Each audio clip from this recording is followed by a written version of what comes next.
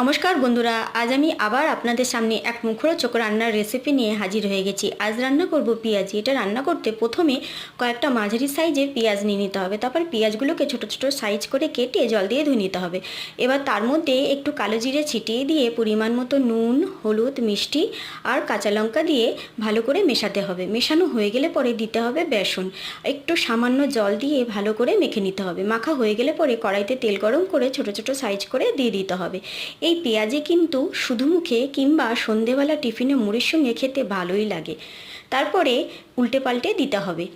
কড়াইটা গ্যাসের ওপর বসিয়ে রেখে গ্যাসটা কমিয়ে দিতে হবে আর একটু পর পর এইভাবে উল্টে পাল্টে দিতে হবে। তাহলে বড়াগুলো দারুণ মুচমুচে আর খেতে সুস্বাদু হবে।